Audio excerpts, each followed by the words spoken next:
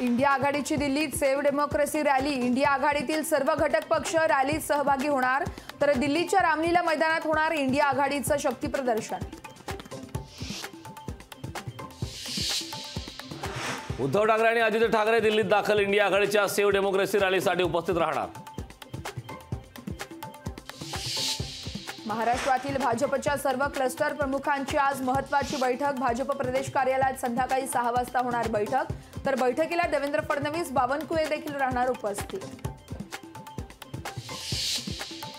काँग्रेसच्या केंद्रीय निवडणूक समितीची दिल्लीत बैठक। सांगलीमध्ये मैत्रीपूर्ण लढत करायची की मित्र पक्षाचा उमेदवार मान्य करायचा याचा निर्णय होणार। राष्ट्रवादी शरदचंद्र पवार पक्षाकडून 5 उमेदवारांची यादी जाहीर। बारामतीतून सुप्रिया सुळे, शिरूरमधून अमोल कोल्हेंना उमेदवारी, तर निलेश लंके, अमर काळे आणि भास्कर भंगरे यांना देखील उमेदवारी जाहीर। बारामतीतून सुनेत्रा पवारांना उमेदवारी जाहीर। बारामतीत सुप्रिया सुळेंविरोधात सुनेत्रा पवार होणार लढत। ठाणे लोकसभेसाठी भाजपकडून संजीव नाईक यांच्या नावाची जोरदार चर्चा, तर भाजपच्या दाव्यामुळे शिवसेनेमध्ये चलबिचल।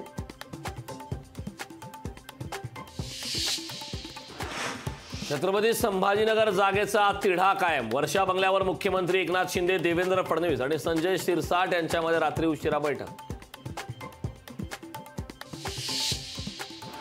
मेगा इंजिनिअरिंगची 60% देणगी भाजपला। निवडणूक रोखे खरेदीनंतर सरकारी कंत्राट मिळाल्याचा एक्सप्रेस समूहाचा दावा।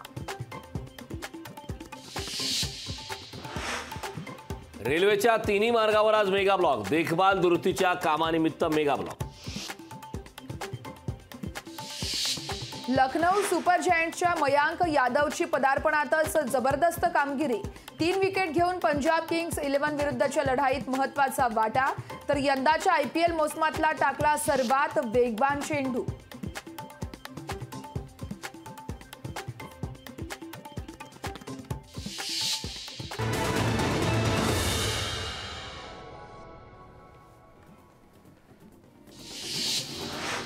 बळवंत वानखेडेंचं उत्पन्न 22 लाख रुपये। वानखेडेंकडून आयकर वितरणात माहिती, तर ग्रामपंचायत सदस्य ते आमदार आता लढवणार खासदारकीची निवडणूक।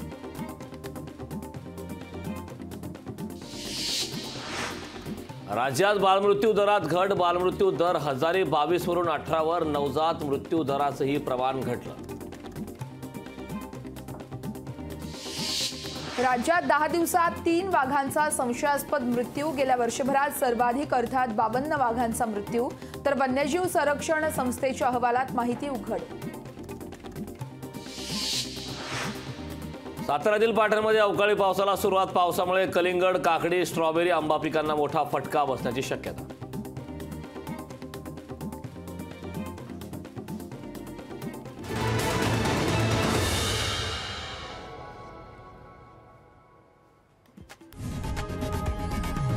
लोकशाही मराठी ऐका, पहा, जागरूक रहा।